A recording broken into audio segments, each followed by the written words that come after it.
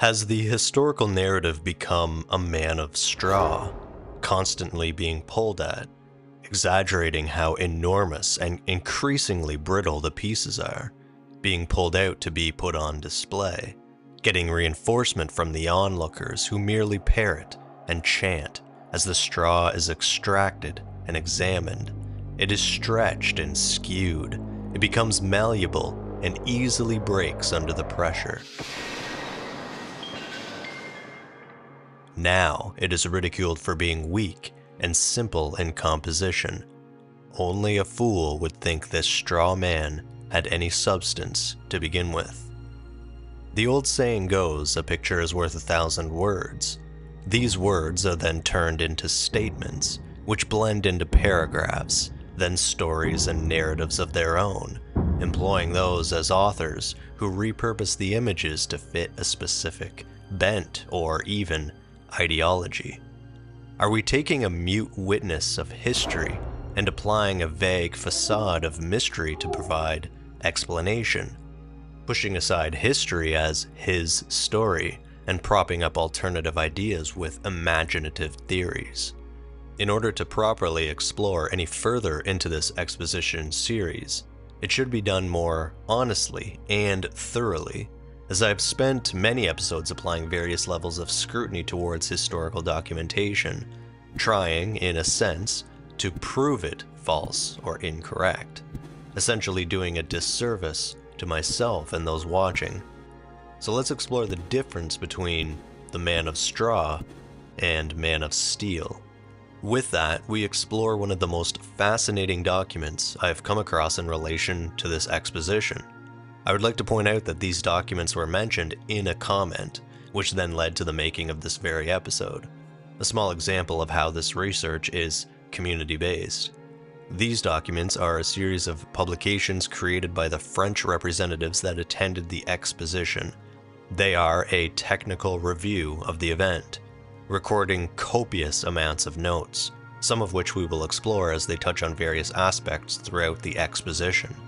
One of the most intriguing sentiments presented, even in the initial foreword, is that this event was indeed a great accomplishment, but even the event itself cannot overshadow the pathetic attempt at architectural copy. For these representatives leave no remorse in telling what they saw and recorded, and their recordings are more detailed in many ways than what is published in the American books, many of which we have previously explored. This is an incredible insight into another country's perception of this mysterious event, an insight that may shift your perspective. My skepticisms could have been misplaced. I may have been wrong. This episode is sure to ruffle some feathers. Let's begin.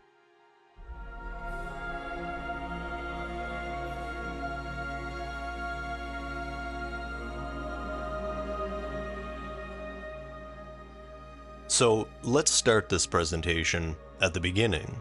We will read through the foreword of this first volume, translated from French as Architecture and Steel Construction at the Chicago Exposition, Part 1. Now, what I've done is simply isolate each page, then put it through Google Translate, and then we will read the results. The original page in French will be beside for comparison. If there are any out there who are fluent in both English and French, they can compare notes in real time, simultaneously. You may also do this yourself, as the link to these documents will be below. So take consideration of what is said about this event and how it is portrayed. This is a completely different perspective from another visiting country at the exposition. We read, "It is a proven fact that, apart from any financial considerations, the Columbian Exposition was a great scientific and industrial success. The Chicago Exposition," said Mr. Camille Krantz, "can be considered a very great success, in the sense that exhibitors came from all over the world, and then they contributed a very brilliant contribution. To enumerate the most outstanding qualities of the Chicago Exposition is difficult. Nevertheless, it is necessary to cite, among other things, the exhibition of means of transport, the mining section, the palaces of electricity, machines, ethnography, and fisheries. There is, in all these special exhibitions, an effort and a display of intelligence. The impression one gets is a feeling of great admiration for this research in the specialities, and we are convinced that there are subjects for study that are useful for each of the branches of commerce in question and industry. Mr. Camille Krantz, in his capacity as Commissioner General of the French government at the Columbian Exposition, was particularly able to examine in depth all the questions relating to science, arts, and industry. The opinion of a man whose authority in such matters is incontestable. The unanimously favored assessments of all the people who have studied and judged the Chicago Exposition from the point of view technical affirm all the interest that this exhibition offered for engineers, architects, and industrialists. From this point of view, the Chicago Exposition is a rich mine to be exploited. Information of all kinds abounds here. We have proposed to collect that which relates to new principles, to the new application of known principles, to the most recent and most ingenious modes of construction, manufacture, and exploitation, to the processes allowing to realize a greater economy and a greater perfection in the work.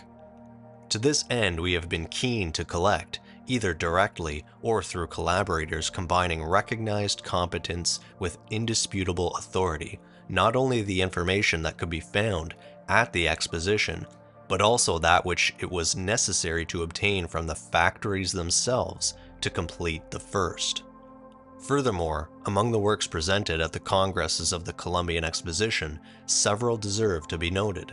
We believed it necessary to submit to the appreciation of the readers of our work those of the reports which present the greatest interest by their great scientific and industrial scope. Our only wish is that the task we have undertaken will be useful to the engineers, architects, and industrialists for whom our work is intended. To what extent have we succeeded? The many sympathies and encouragements we have received can lead us to hope that the work thus undertaken and conducted will not be sterile. We say elsewhere, who were the collaborators who were kind enough to take charge of this or that chapter, that their special competence put them particularly in a position to deal with knowledge of the facts. We pray all those who have been kind enough to give us their support, in many cases so necessary, always so precious, to receive here the legitimate homage of our very sincere gratitude. So just an interesting note here before continuing on, that this was an important event for these representatives in terms of gathering intel, a wealth of knowledge for engineers, architects, and industrialists. We have mention of exploitation, which can lead towards the potential copy of advanced principles or applications. Maybe it was also the direct exploitation of any machinery used in warfare or infrastructure. Just something to think about as we read along. Let's continue. General considerations on the Columbian Exposition. Before entering upon the study of purely technical questions, we felt it necessary to deal very briefly with some subjects of more general interest, and intended to enable the reader to compare the Chicago Exhibition with previous exhibitions, to know briefly its beginnings, to have an overview of its whole and its multiple divisions. The Chicago Exposition compared to previous expositions. Which country has the honor of holding the first public exhibition of artistic, industrial, and commercial life? What was the first attempt at an exhibition? It took place at the end of the last century in 1798, when the young French Republic was taking off and seeking to assert its legitimacy by reviving all branches of commerce and industry. It was François de Neufchâteau, then Minister of the Interior, to give a new splendor to the Directory celebrations, grouped all the national industries in a place which was decorated with a name borrowed from pagan Rome. the Temple of Industry. There were exhibitors who, for 13 days, attracted many visitors. This experiment has been repeated several times since then, always with the same success, but these attempts, which took place in each country in isolation, were necessarily limited in scope. It was then understood that there could be an interest for each nation in comparing its products and its working methods with those of foreign powers. The first World's Fair was born from this idea. It took place in London in 1851. All those that have followed since have had a special cachet, but all have also had this common characteristic of seeking to do better and bigger than those that had preceded them. In this respect, the Chicago Exposition followed the general rule. What characterizes it is the immensity of its grounds, its buildings, the variety and multitude of products it offers to the eyes, the unusual deployment of all the means of production, transformation, and use currently known. Finally, some innovations due to the American genius, such as the Administrative Services Building, the Women's Building and Exhibition, etc. To better bring out these particular characteristics of the American Exposition, we will recall in a few words the essential points of the previous expositions. It was in 1851 that the Queen of England and the Prince Consort inaugurated the first World's Fair, which took place in London and whose main attraction was the famous Crystal Palace, designed and built by Mr. J. Paxton. It was the starting point of all the great exhibition halls, which led to the French Machinery Gallery of 1889 and to the Palace of Manufactures in Chicago. In London, each country was represented separately and administered specially while contributing to the overall effect. During the 5 months that this exhibition lasted, it opened its doors to 6 million visitors, and the cash turnover exceeded 2 million. The practical genius of England was admired by all, as well as the magnificence with which she distributed the rewards to the exhibitors. 2 years later, the first American World's Fair took place in New York. Its character was to be exclusively commercial and industrial. The first great French exhibition opened in Paris on 15 of May, 1855, in the Palais de l'Industrie, or the Palace of Industry, built for the occasion. It also included the Pavilion du Panorama and a series of galleries located on Quai de Billy and Avenue d'Antin for industry, Avenue Montaigne for the Beaux-Arts, not to mention a host of other buildings. It was not only an industrial exhibition as in London, it also gave shelter to the Beaux-Arts, which were widely represented there and admired for 6 months by more than 6 million visitors. The Palace of Industry, which since 1855 has served as a venue for a series of local artistic and industrial exhibitions, was in 1867 deemed insufficient for a new exhibition. The second Universal Exhibition of Paris was therefore inaugurated at the Champ de Mars on April 1, 1867. Around a central garden were 7 concentric galleries forming an immense ellipse, which was cut transversely by 16 streets. Everything was thus perfectly divided by country and by speciality, and of the easiest access. The various industries and fine arts were even more widely represented there than in 1855. Among other things, people admired the Gallery of the History of Work, which showed the transformation of raw materials according to different areas. One of the concerns of the organizers of the 1867 exhibition was to group and highlight teaching and educational methods, as well as social studies. 30 million visitors came from all over, including 3 foreign emperors, 14 kings and queens, and a large number of princes and princesses from the first reigning families of Europe. 5 years before, the capital of England had also inaugurated a second general exhibition, and 6 years later, in 1873, the capital of Austria followed suit. The main feature of this last exhibition was the development given to the mechanical and industrial part. The dimensions and the interior organization of the Palace of Machines were unprecedented. In 1876, America, wishing to celebrate the centenary of the proclamation of its independence, opened in Philadelphia a universal exhibition in which all departments of the government were represented. Here we find the seeds of the ideas that presided over the current Chicago Exposition: the central building, the Palace of Machines, palaces of fine arts, halls of horticulture and agriculture, etc. The number of admissions during the 6 months of the exhibition exceeded 1 million, and the revenue reached almost $4 million. The Third Universal Exhibition in Paris, decreed on April 4, 1876, and opened on May 1, 1878. The left bank of the Seine at the Champ de Mars was occupied on this occasion by a series of covered galleries, and the right bank was transformed into gardens, terraces, fountains, and waterfalls framed by the Palace du Trocadero. The special architecture of an exhibition was more assertive. The galleries of the Champ de Mars were made of iron with brick, and glass filling and domes at the corners. The facade of the statues of the various nations was much admired. As for the Palace du Trocadero, which has remained standing, it does honor to the 2 architects who executed it, Mr. Daviod and Bordes, by the simplicity of its arrangements and the speed of its execution.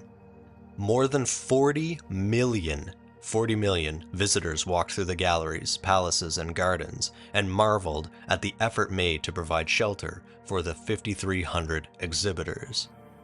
The last Paris exhibition took place in 1889. As soon as it was resolved on November 8, 1884, a competition was opened in which the first French architects and engineers took part. Garnier, Contamin, Bouvard, Duterre, Formiger, and Eiffel. Mr. Alphand took over the general management of the works, and Mr. Georges Berger that of the operation. Just don't mind my French pronunciation. I tried, I butchered it. We're moving on. France was certainly, in the ancient world, the nation most capable of bringing together so many diverse works in monuments of such a different and always so attractive character. It is enough to recall the Gallery of Machines, the domes of fine arts and liberal arts, the central dome, the numerous iron galleries of such light construction, the original constructions forming the history of human habitation, and the 300-meter tower, not to mention the multiple attractions at the Champ de Mars, the Esplanade des Invalides, and the Trocadero.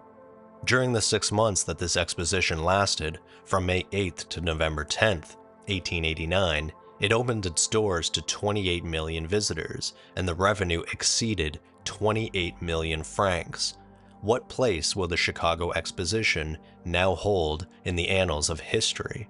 It is difficult to say at present, but a general impression is given of this considerable accumulation of grandiose buildings, powerful machines, and products of all kinds brought together and concentrated in a few months on the shores of Lake Michigan, in a place which, until a short time ago, was almost a desert.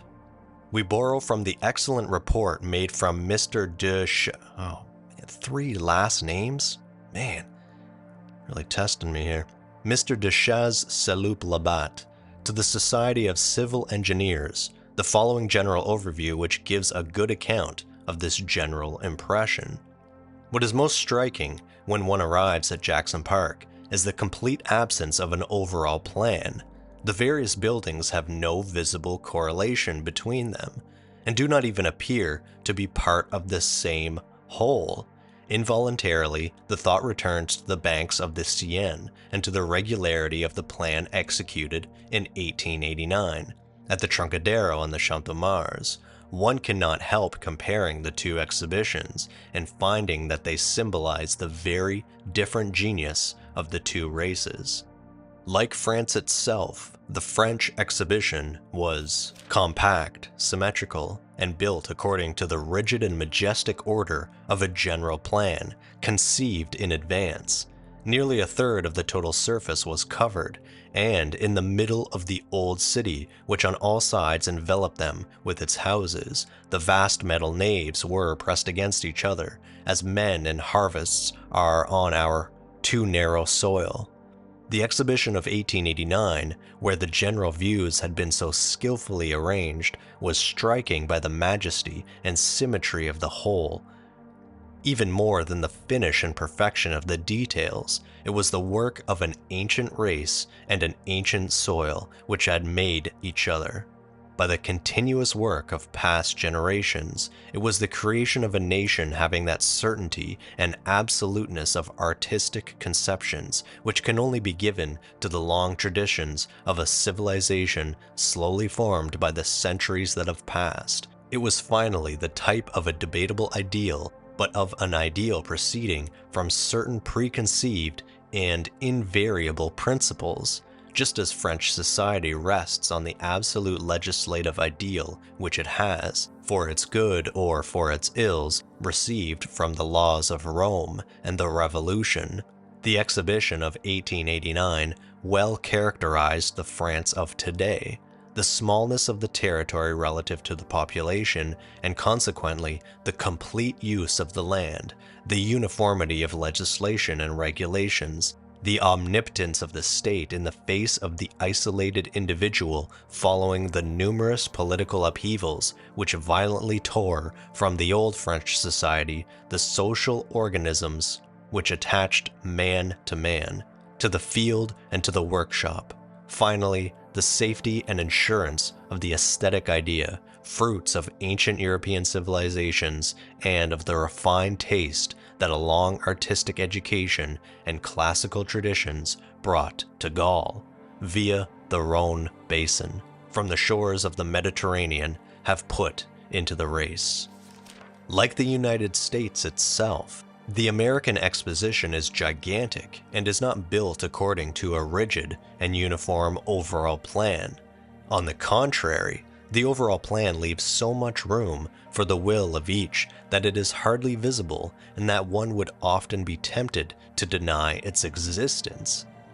Such is, in our day, the great American Republic. When one travels through the various parts of the Union, one forgets at times the flexible but strong ties which unite them. That is to say, the federal laws. So insignificant do these federal laws seem when one sees, on the other hand, the profound material and moral dissimilarities which distinguish between them the different states of the Republic. It is because these different states are so entirely independent, so completely free to govern and administer themselves as they please, that they often have civil and political legislations so different from one another that they sometimes offer such dissimilarities as distinct climates, productions, customs, religions, and populations, and except for the question of language, sometimes having little more resemblance between them than many European nations. From certain points of view, the present United States constitute a gathering of peoples rather than a single people, just as the builders of Jackson Park constitute a gathering of exhibitions rather than a single exhibition. The Chicago Exposition is not compact, but very spread out. Less than a quarter of the total surface is covered.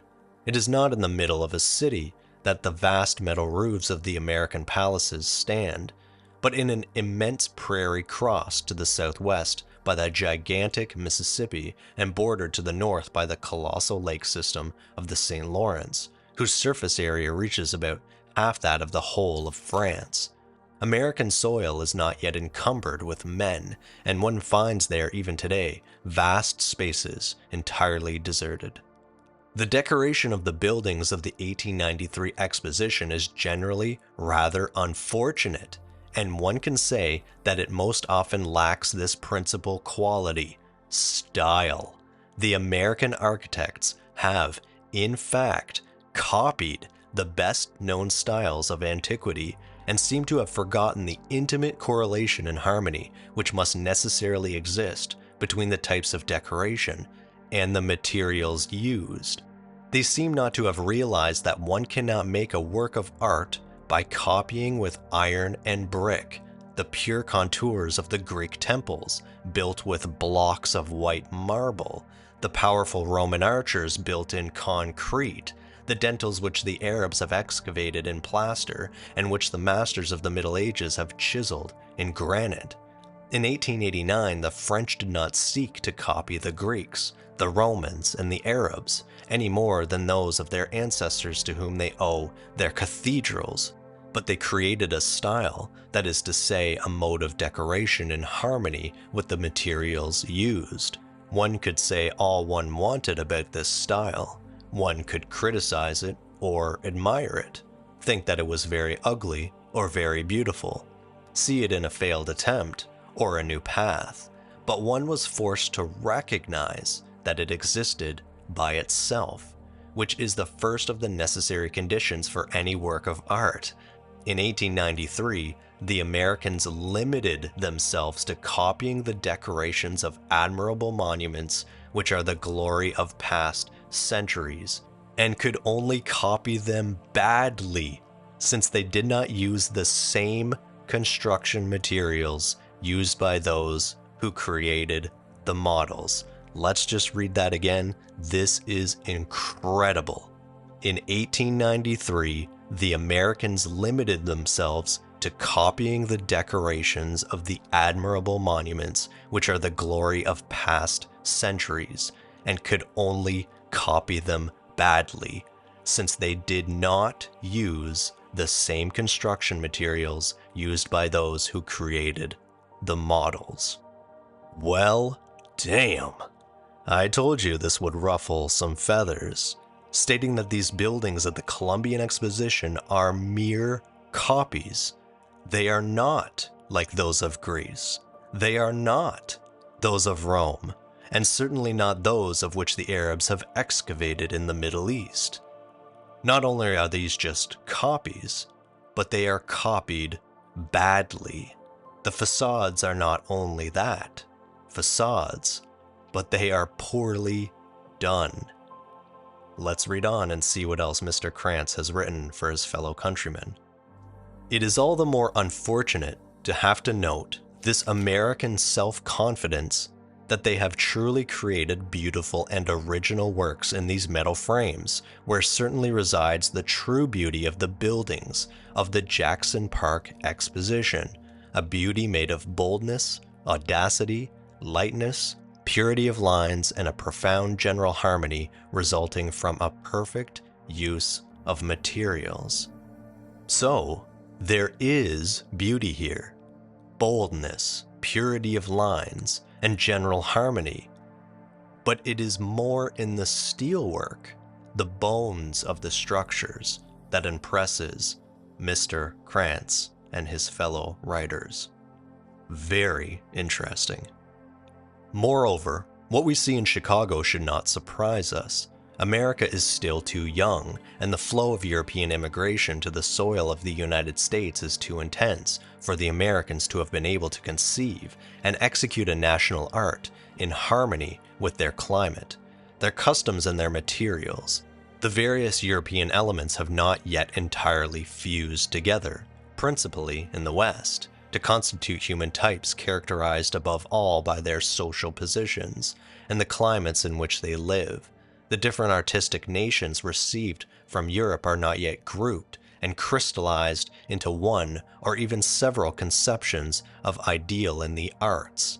In Chicago, one recognizes without difficulty, under the deceptive uniformity of the active American city, not only the different races, but also the different modes of thought. Time has not yet sufficiently accomplished its great work of fusion between men and ideas. The Chicago Exposition thus well characterizes the United States of today, the immensity of the territory relative to the population, and, consequently, the incomplete use of the land, the dissimilarities in the legislations and regulation as well as in the climates and productions of the various states, the weakness of the federal state in the face of these powerful associations of workers, capitalists, and believers who have created the unheard-of prosperity of modern America by tending to make the human machine, constantly stimulated by individual energy and will stretched to the limit, produce a yield unknown anywhere else. Finally, a floating and undecided aesthetic taste, because the American social body, still in the fever of growth and development, has not had the time and leisure to melt together by assimilating them, the chaos of ethnic elements and artistic notions thrown pell-mell by European ships into this new world so different from the old continents.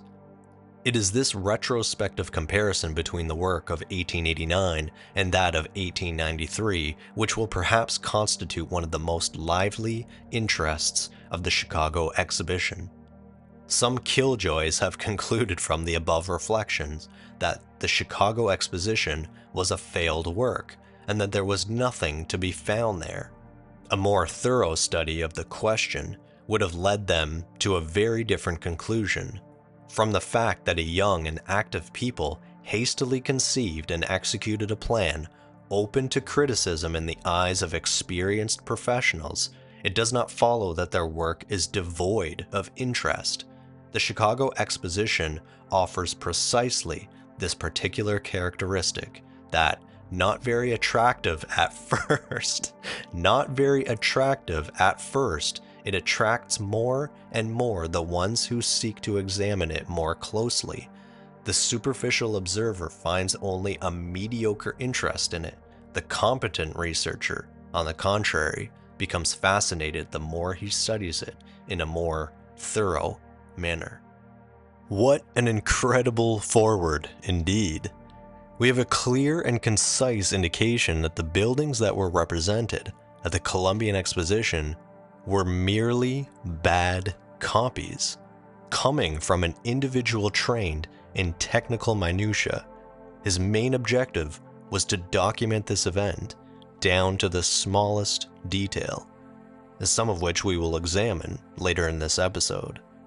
Was it not interesting that Mr. Krantz was more intrigued by the metalwork from which the interiors were created, even how the event seemed to be a mixture of styles? There was harmony stated, yet the mention of America still being too young was a bold perspective, for the Americans have not fused together as a country to create a more unified and cohesive harmony of artistic expression. They may not have a true national identity, with so many mixed cultures, modes, methods, and ideas. Therefore, they simply copy what has been done, and copy it badly. It also appears that other researchers or writers, or killjoys, as it was written, stated that this exposition was essentially a dud. These were most likely international writers. It's hard to be 100% accurate on that, or potentially representatives from other countries. There was nothing of interest here, a failed work. The French representatives do feel a bit differently and feel there is something of substance here, something beneath the surface, or beneath that badly copied facade. However, it's such a jarring contrast to the reaction of this exposition to many of those researching it, including myself. Yes, these buildings look impressive, and they are indeed grand in stature, but it seems the French are stating that these structures are akin to the old saying, good from far, but far from good. This is truly a revealing perspective. However, this isn't really stating anything different from what we have researched on the channel, and those watching the series should recognize that. Despite my skepticism, the research has shown that these structures do seem to be built from the materials mentioned. Episode 4, Staff or Stone, dives into this aspect extensively. This is also echoed in many American publications, journals, newspaper articles, publications from the time, and in almost all the construction images available.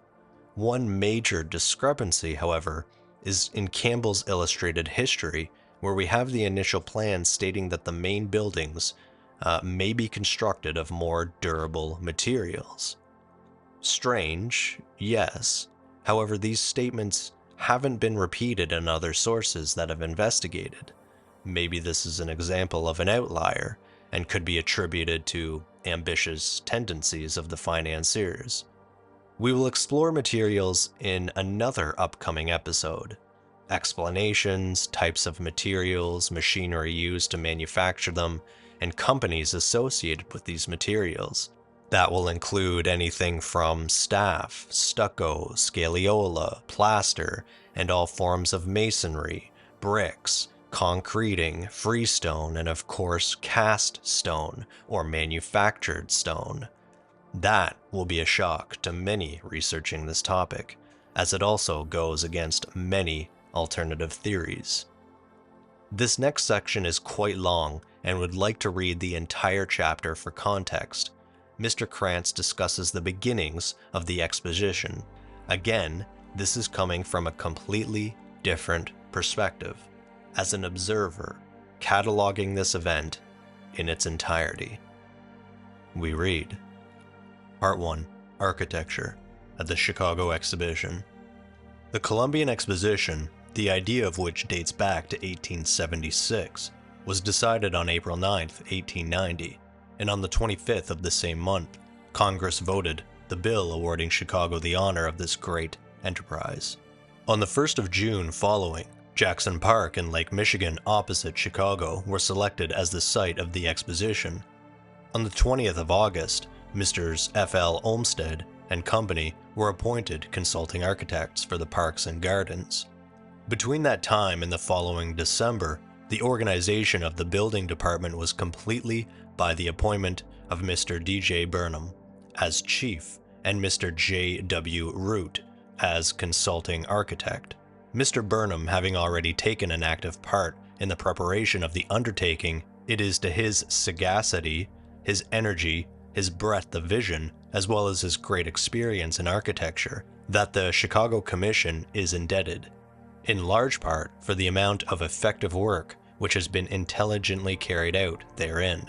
Under his powerful impulse, the organization of the administration of parks and buildings was ably established. It is up to the Parks and Construction Committee, assisted by the advice of the former designated persons, that the consideration of this important question of the choice of a site fell to them. It was necessary to discover in the interior of Chicago, or in its immediate vicinity, an area of land capable of easily containing buildings which, taken as a whole, would be at least 50% larger than those of the last Paris Exposition. They must easily and be economically accessible to visitors and to the material to be exhibited, not divided by railroads, streets, or waterways. Finally, the area chosen must not be encumbered by houses or other buildings, which would have made its acquisition and development difficult for the construction of the buildings of the exposition. The few sites which met these requirements were all flat, low, and of an unsatisfactory and unpicturesque appearance. Within a radius of several miles from the city, the only large, pleasant spot, and one which offered facilities worthy of the staging of a great exposition, was on the shores of Lake Michigan. Only one site on its banks met the desired conditions. It was a space of 500 acres, situated 4 miles south of the central part of the city, occupying a length of 1.5 miles on the shores of the lake and having a width of 1,200 yards, or about 4 times the area of our World's Fair in 1889. The ground consisted of a series of sand dunes, which the waters had successfully thrown up in lines nearly parallel to the shore, the most considerable of them not having an average height of more than 2 meters above the high water of the lake. Between these dunes were situated extensive marshy lowlands, subject to accidental flooding, and where the water was generally found standing a foot or two below the surface.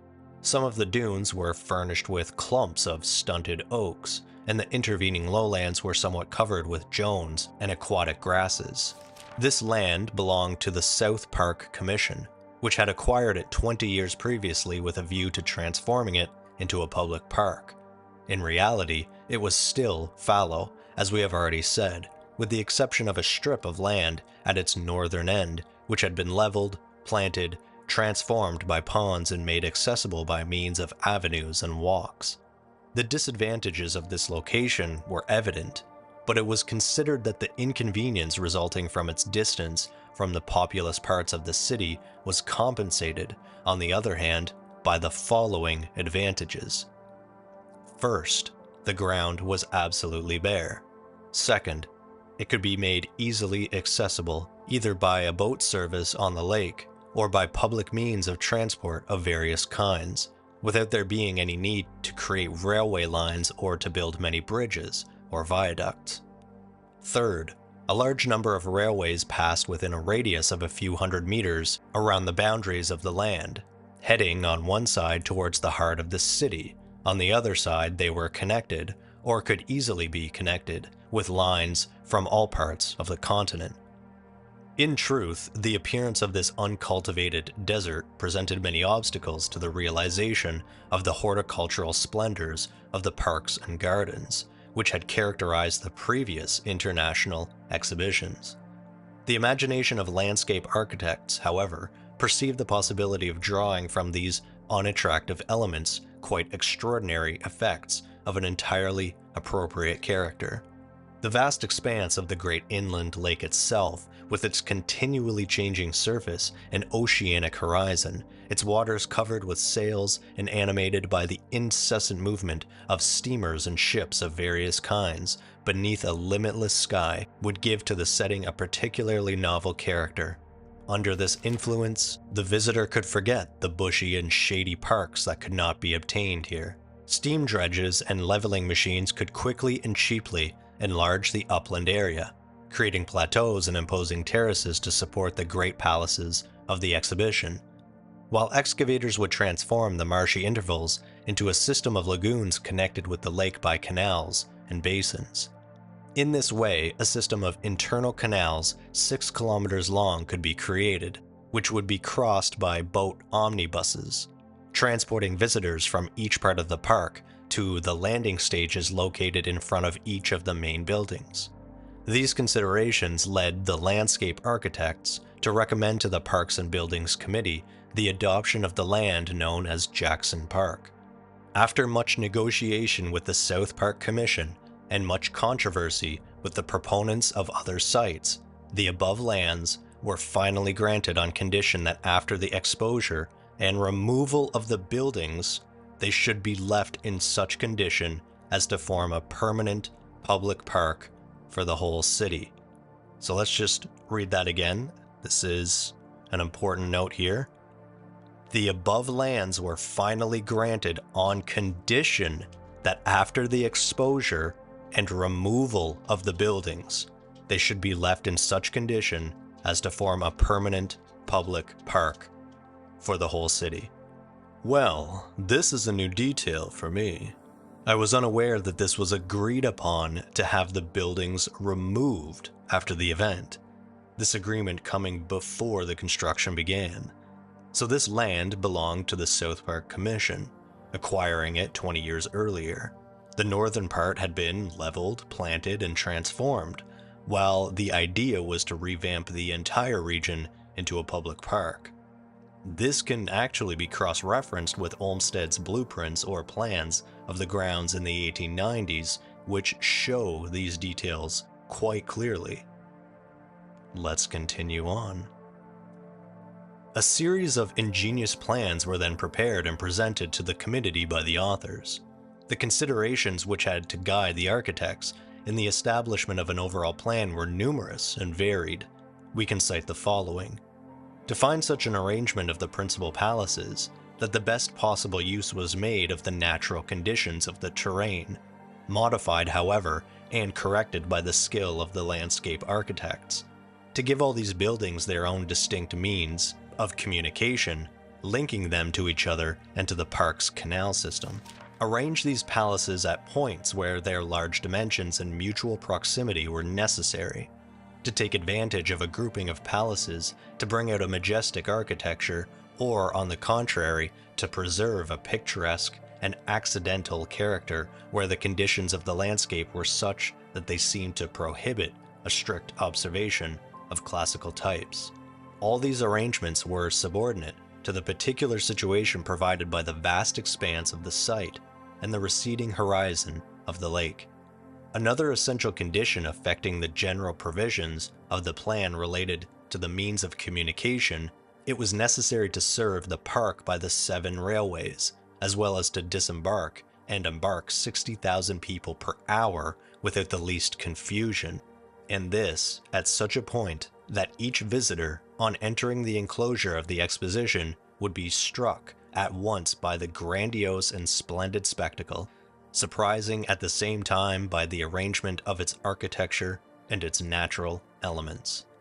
It was also necessary to consider means of transport by tramways and by water, the latter requiring the construction of piers and ports on the shores of the lake, as well as the creation of internal communication routes in the form of aerial tramways. None of these difficulties were insurmountable. The greatest of them was undoubtedly the transformation into gardens of a stretch of land which had hitherto been uncultivated. The special points that were to receive the large monumental constructions of the exhibition were to be enhanced by terraces, with decorative balustrades, statues, fountains, lakes, streams, bridges, and footbridges. This architectural and sculptural ensemble would be arranged in the middle of picturesque and lively vegetation. Unlike the appearance of previous exhibition sites located in the heart of ancient civilizations, the prairies of Illinois offered none of these precisely reserves of trees and plantations by means of which the capitals of Europe can, in a short time, transform an exhibition site. The climate of this part of America is not very suitable for vegetation. When the thick ice that forms on Lake Michigan during the winter breaks up, it is pushed up by the prevailing north wind toward Chicago, where it remains and delays the start of spring. At this time, and while the first leaves are developing, a night breeze from Canada sweeps over this expanse of icy water of 800 kilometers, so that all species of vegetation growing on the southern shore of the lake is completely destroyed. Moreover, the fluctuations of the waters of the lake, not only those of each day, but also those of its normal and average level during the summer, have the effect of creating sad and bare shores. It was decided that the puny clumps of existing trees should be hidden by a plantation of native shrubs around the lake, so as to produce from a distance the illusion of a compact mass of foliage. So again, just a quick note, I'm reading this as it was translated, and there will be points instances like this in the first sentence where we have the puny and puny as words are doubled up. It's just the nature of the translation, and apologize. Again, that's why I'm including the French on the other side, so it can be compared in real time, should you decide to do it yourself. Let's read on. It was decided, again, that the bank should be lined with reeds and aquatic plants, which would withstand the accidental flooding of the lake, that the ground behind should be furnished with shrubs, notably with willows and native flowering vegetation. Well-kept lawns should be laid out wherever it was necessary to enhance the wild aspect of the land. At first, the Parks and Buildings Committee, in concert with Mr. Burnham, the chief of buildings, had to deal with a delicate question. How were the plans for these great buildings to be drawn up? Should an architect be appointed for the whole or for each palace? Should these architects be chosen by competition, a limited competition, or by direct choice? After a careful examination of the question, it was resolved by the committee, in accordance with the considerations contained in a report presented by the consulting architects, to give as much as possible to the architectural part of the exhibition a national character, by making a direct choice of architects, thus avoiding the delays and embarrassment which would have inevitably accompanied any other form of appointment. At the same time, these talented artists and builders were called upon to consider the architectural questions of the exhibition as a whole, effectively through harmonious cooperation. On June 12, 1891, the appointed architects, Mr. R.M. Hunt, George B. Post, Mac Kim, Mead and White of New York, Peabody and Stearns of Boston, Van Brunt and Howe of Kansas City, and Mr. Adler and Sullivan, S.S. Beeman, Henry Ives Cobb, W.L.B. Jenny, Burling and Whitehouse of Chicago were called to confer with the Chief of Construction, the consulting architect, Mr. Frederick Law Olmsted, and his assistant, Mr. Henry Sargent Codman of Boston, on the architectural considerations involved in the general plan of the exposition. The plans drawn up by the consulting architect and by the landscape architects, plans which in their entirety had already been approved by the National Commission and by the directors of Chicago, were submitted to the examination of this meeting of architects.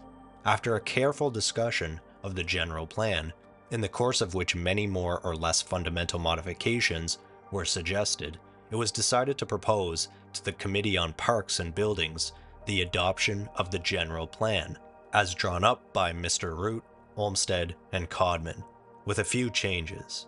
In fact, the problem had been handled by these engineers with skill and with an exact anticipation of all the conditions embraced and necessitated by this great enterprise. It will be noted that the plan has three major divisions. The northern part, already transformed into a park by the city, is occupied in the center by the Fine Arts Department. The state pavilions are grouped on the north and west sides, the foreign pavilions being placed partly on the east and partly in Midway Plaisance, a large reserved lot 200 yards wide between 59th and 60th Streets, forming an avenue ending on the west of Jackson Park. On this site are reserved concessions for various enterprises and operations, such as villages, groups of pavilions showing the characteristics of domestic and industrial life in various countries, fairground establishments, entertainments similar to those found in the Rue de Caire at Paris exhibition in 1889. The central part is formed by the lagoons, characteristic of the landscape. It is an artificial watercourse winding through this part of the land around the islands that emerge from it. The largest of these islands is about 560 meters long and 70 to 160 meters wide. Its banks are lined with aquatic plants and enhanced with flower baskets with kiosks and rustic pavilions as they approach the bridges. A part of the northern extremity of this island has been reserved and granted to Japan, which has established a garden there in accordance with the ancient traditions of Japanese art, and which has embellished it with exact reproductions of several of its most venerable temples. The other banks of the lagoons are occupied by the Palace of Transport, by Palace of Horticulture and its gardens, and by Palace of Women to the east. Towards the lake stand the Palace of Manufactures, that of Liberal Arts, and the pavilions of the United States. Bathed by the past of the lagoons capriciously directed towards the east, we find the Palace of Fine Arts, the Palace of the State of Illinois, the Palaces of Fisheries and the Government of the United States towards the south. The irregular curved quadrilateral is closed by the north facades of the Palace of Mines and Electricity. The lagoons are connected to the south by a system of canals and basins, symmetrically placed in relation to the large square, or main courtyard of the exhibition. This square is a regular rectangle of 650 meters in length by 230 meters in width. It is approximately equal to that of the last Paris exhibition, where the luminous fountains were placed. Water communications are installed at the eastern end of this courtyard, and the railway system opens at the western end in a terminus station, hidden by the Palace of Administration, which offers the appearance of a monumental gate surmounted by a dome. From the terminus station, visitors can pass under the large semicircular bays of this portal. To the right of the Palace of Administration, we find the Palace of Machines and that of Agriculture. To the left, those of Mines, Electricity, and that of Manufactures and Liberal Arts, located directly opposite Lake Michigan. The center of the courtyard is occupied by a large artificial basin, which forms part of the hydraulic system of the exhibition. Relic with this basin, a wide canal bordered by double terraces and crossed by various bridges, flows towards the south in a small square separating the Palace of Agriculture from the Palace of Machines. This courtyard is closed to the south by a colonnade, the central part of which is characterized by a triumphal arch, under which visitors pass, to reach the food department, which limits the exposure to the south. A canal symmetrical to the previous one and of similar dimensions is placed on the same axis and flows between the Palace of Electricity and that of Liberal Arts. It communicates, as we have already seen, with the lagoons. This description, accompanied by the photographic views that we present, can give, in broad outline, an idea of the general plan of the exhibition. Next, we will read through some sections regarding the construction, the foundations of the palaces, and the acquisition of metalwork used within the structures themselves. Again, taking notes of the finer details, the measurements, and the statements. Construction at the Chicago Exposition. The Chicago Exposition palaces, considered solely from the point of view of their construction, denote great experience on the part of the American nation. Their frames are well designed and well studied. The large-scale metal or nixed frames of their buildings highlight the building talent of their architects. All the arrangements are logical. The Palace of Mines, among others, presents in its framework provisions which until then had not been practiced in the construction of buildings. The structure of the trusses constituting the building was inspired by that of large metal bridges, with a deck balanced on piers, the pillars of the trusses integral with the central part of the roof, and comparable to immense balanced consoles. In addition, the entire metal part of the trusses is formed of panels whose uprights and diagonals are articulated at their ends. Furthermore, as American manufacturers make extensive use of graphic statics to determine the extension or compression efforts acting in the members and trusses making up their constructions, this creation of articulated systems is in absolute agreement with the hypotheses adopted in the calculations. The palaces of the administration, of manufactures and liberal arts, of grandiose dimensions, have structures of remarkable lightness. In these frames, heavy members with solid cores have been avoided and replaced by hollow cores in lattice. So here again, we have another example of how the framework of these buildings is the true masterpiece behind the structure, going into some detail about how the Palace of Mines presents a novel style of construction not seen before, stating that these articulated systems of metalworks are in absolute agreement with adopted calculations. It's simply incredible to hear almost the opposite perspective as what is published in American articles. We can see the inner workings of these foundations in some of the illustrative works that accompany these volumes. They will also be posted on the channel after this episode premieres, and would encourage anyone interested to go download the visual atlas along with the written works. Let's continue on. Nature of the foundations of the exhibition palaces. We have seen previously that the lands of Jackson Park were made up of a series of sand dunes and marshy lowlands. The level of the unsubmerged ground varied from 15 centimeters to 3.35 above the level of the Chicago City benchmark, over an area of approximately 120 hectares.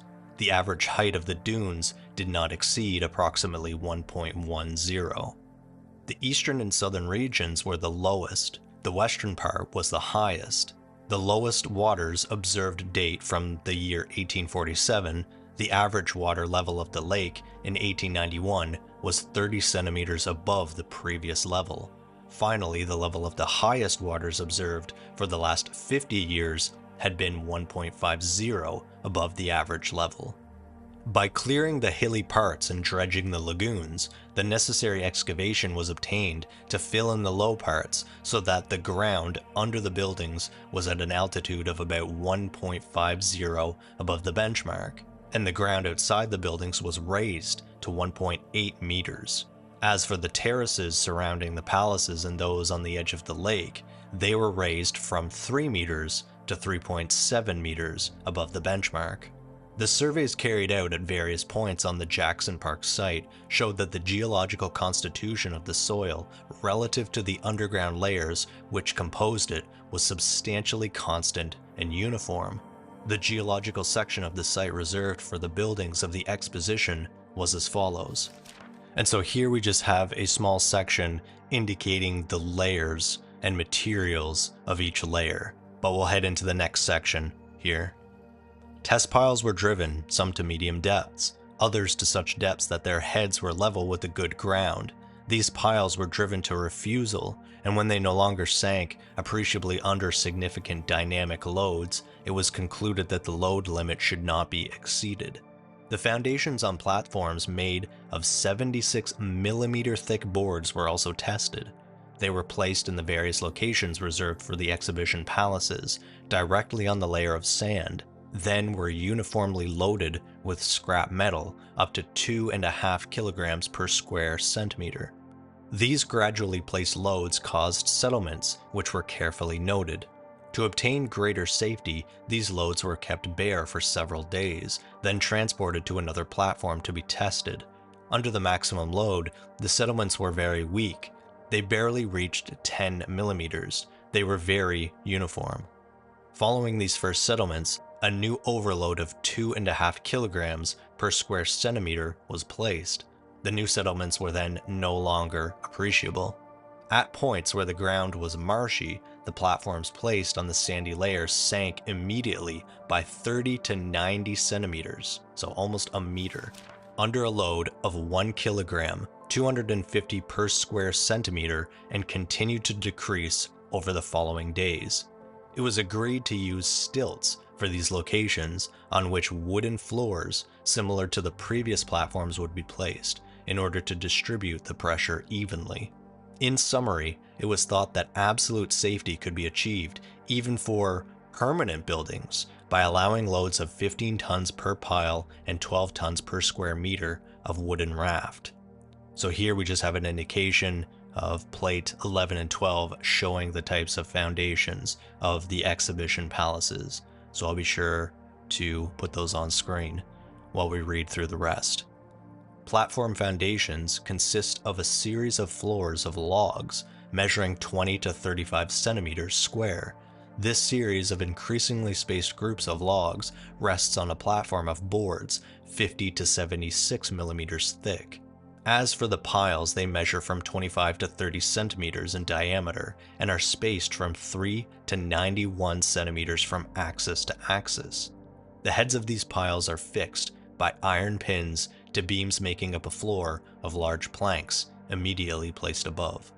So after this section, we begin to see some of the depth that Mr. Krantz explores, measurements down to the millimeters, and dive into some of the processes used in the initial stages at the exposition. I can't really recall another document relating this much information and including the precision that is present in this technical review. And this is only the first few sections of the first volume, so we will most likely explore more in the future and hope that these provide some value. This is the information that I've really been searching for, the meat, the substance, and I understand that this is dense. However, I want to provide as much data as possible, allowing you to decipher a clearer picture of this event. So let's read into the details of the metal components at the exposition. Conditions for receiving the metal part. Wrought iron. All wrought iron had to be soft, malleable, and fibrous, of a uniform quality for each piece, tight, without blowholes, without cracks, without straws. No special processes or manufacturing arrangements were required.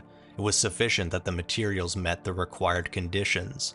Type of test, torsional strength, yield strength, and ductility were determined on a typical test. The experimental specimen had to be not less than 6 millimeters thick.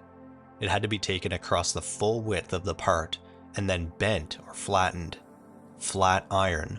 Flat irons with a width of 20 centimeters had to withstand a tension of 33 kilograms per square millimeter. The elastic limit had to be not less than 18 kilograms per square millimeter, and the elongation greater than 12%. All flat irons over 60 centimeters wide had to withstand a tension of 18 kilograms per square millimeter. Those 60 to 90 centimeters wide had to have an elongation of less than 10%. Flat irons from 0.90 to 1 meter 20 wide should not stretch by more than 8%. Iron rivets. The shear force on the rivets should not exceed 6 kilograms per square millimeter. All iron rivets should be soft and malleable. A test piece of the same diameter as the rivet made with the same metal grip should be capable of being cold bent until the two sides could be brought into contact without giving any sign of cracking on the bent part. Bending tests. All bars had to be able to be bent through an angle of 180 degrees without showing any signs of breakage. The inside radius of the bend should be equal to the thickness of the piece. Hot bending. All flat irons, angle irons, had to be hot bent at right angles in the factories and had to be able to undergo this test abruptly without showing any sign of cracking or breaking. Number of cases. Unsure if I'm saying that correctly. Samples of flat irons or platforms, strips, had to be able to be cold bent at an angle of 90 degrees, the internal radius of curvature being equal to half the thickness of the piece, which, bent this way, had to show no sign of breakage. For each contract, 4 tests had to be made, plus 1 for each batch of 25,000 kilos of iron requested in addition. These tests had to be made free of charge by the contractor. If other tests were requested a second time, they were paid 25 francs each. Finally, if the contractor requested new tests, they were made at his own expense and under the supervision of the administration agent. The quality of the materials was determined as follows from the tests.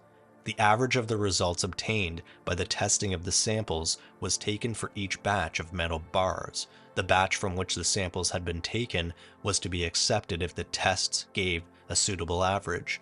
But if a sample gave a result lower than 4% of the required conditions, the bar to which the sample belonged was to be rejected, and this result entered into the average. If a piece had apparent defects, such as straws, blowholes, checks, it was set aside without testing.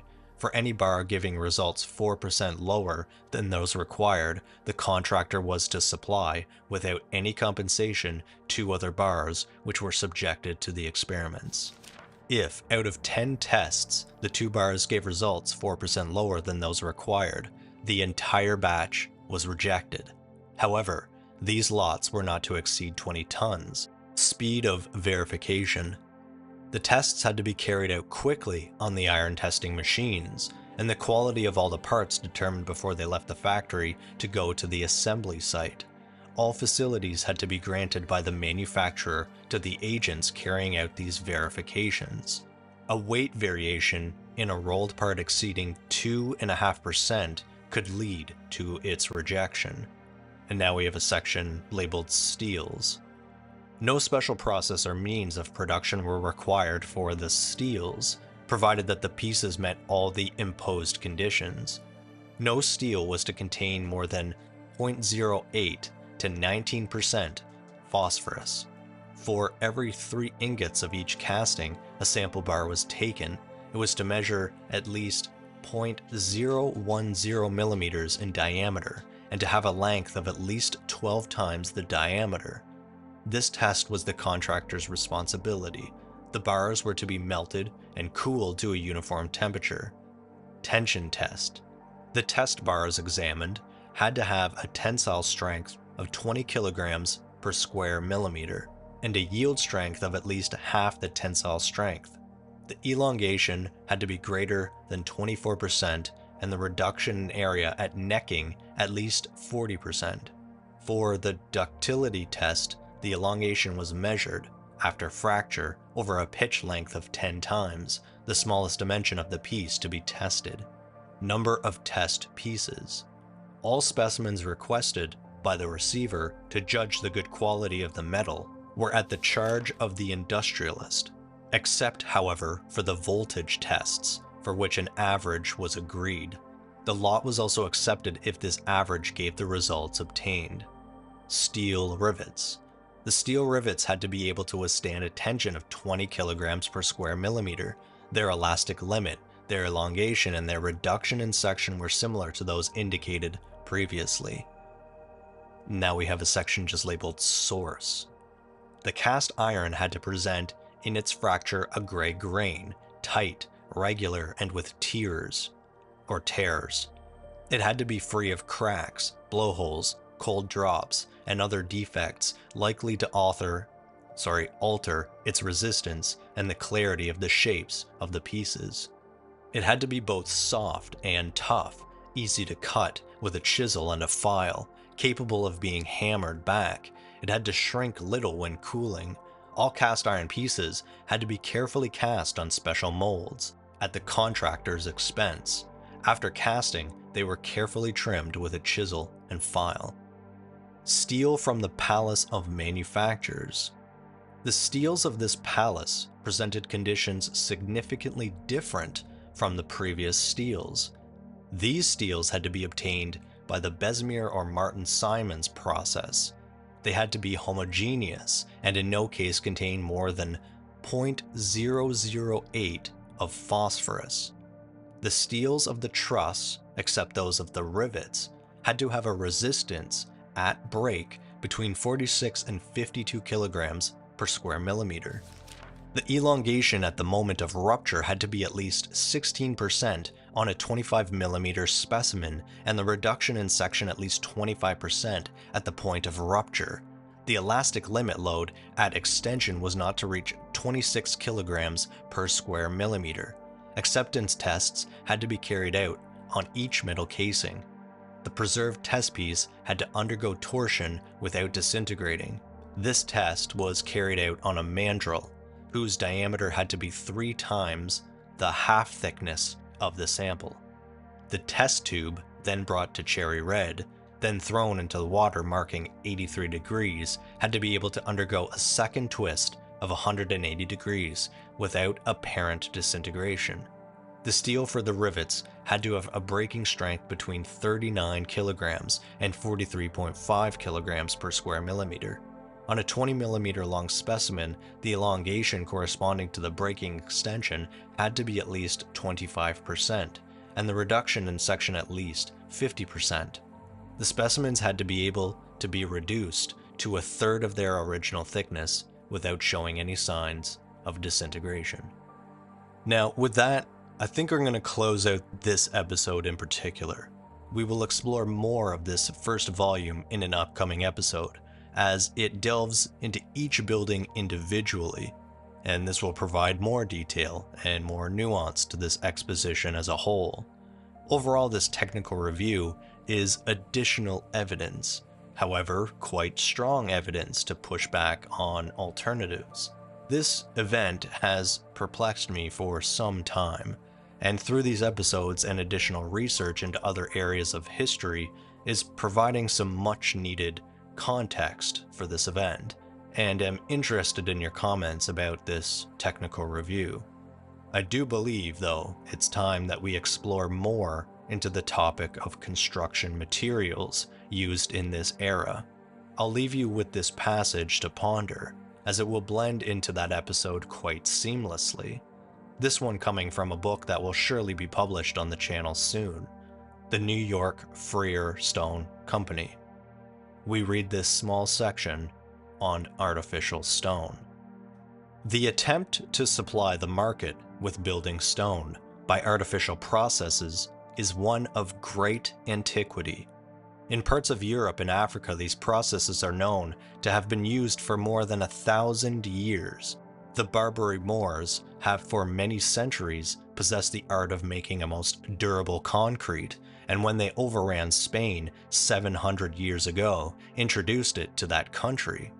There are now standing at Gibraltar a tower and several walls of buildings constructed wholly of this material, and believed to have been erected by the Moors during some former invasion, when they succeeded in gaining a foothold, but were unable permanently to maintain it.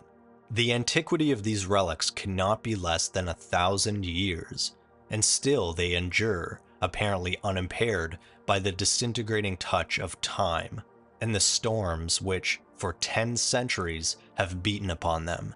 It has been suggested, and not without reason, that the huge blocks which form the pyramids, and puzzle the curious of modern times with the query, "Whence came we?" were not transported across the great desert, so many weary miles from distant quarries, but were made on the spot by some cunning process, the secret of which has perished with the wondrous race that builded them. This passage, this book, was published in 1871. 1871. Artificial stone is ancient in practice. The Romans arguably had some of the most durable recipes known in history.